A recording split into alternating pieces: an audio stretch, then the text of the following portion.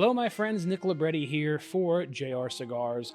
Time for a brand new but retro cigar review. We are proud to introduce our newest exclusive and our newest in-house brand. This is the JR Revival 70s. So this is a project that a lot of us, myself included, have been working on for about a year and a half.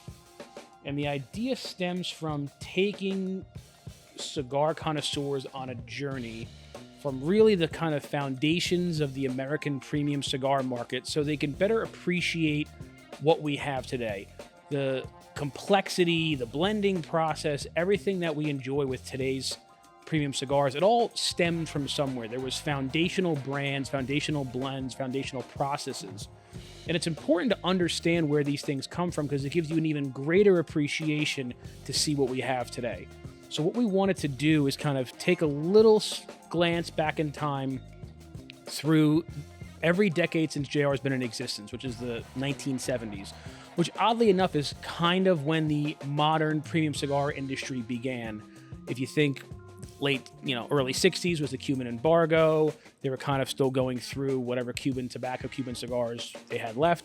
By the 70s, countries and companies started to tailor-make cigars for the American cigar market. Brands like Macanudo, for example, started getting tailored and blended for the American palate. And that's what we kind of wanted to do. We wanted to bring a retro vintage blending style back, but with a little bit of a modern twist. So you can see what it was like. You could see the elements that eventually would make up the cigars that you know and love today. And we wanted to keep it authentic, so we only are using vendors for this project with factories that were active during this time. So for our inaugural release with the 70s, we went to the Quesada factory in the heart of the Dominican Republic. They got their start right around when we did. 1973, I believe, is when that factory opened. But the Dominican cigars, this smooth, creamy, mellow, nutty cigar, was really the most prominent style from the 70s, really into the days of the boom. Even when I started in the industry in 2010, a smooth, mellow Dominican-style cigar was still really king. It's only in the last 5 to maybe 10 years that Nicaraguans, with their intense complexity, really started becoming the number one cigar of choice, or the number one style of choice. But throughout most of the modern American industry, smooth, creamy, elegant Dominican cigars reign supreme. And if you think about some of the famous blends from the 70s and the 80s and everything, Macanudo, the early Monte Cristo Original and Classic, Davidoff, these cigars were smooth. They use a Connecticut or Connecticut-based wrapper, and that's what we have here. So we have a Ecuadorian Connecticut wrapper on top of a Sumatra binder, and then a blend of Dominican and a little Nicaraguan filler in there. Again, we didn't want to make it totally bland. We didn't want to make it just a old Connecticut with not a lot of flavor. We wanted to give it a little bit of a modern twist. But in smoking this, you can really see the basis for this style of cigar. Very similar to what you see with like the Sobremesa Blue. This elegant, creamy, but still flavorful cigar that you can kind of see the elements in a lot of today's brands. Well, this was what a lot of cigars were like back then. We have it in this beautiful 6x52 Toro size. The burn is fantastic. Like I said, the flavor on it, very smooth, elegant. Notes of nuttiness, a little bit of hay, and some grassy tones in there as well. Some creamy coffee and a little bit of sweetness on the end.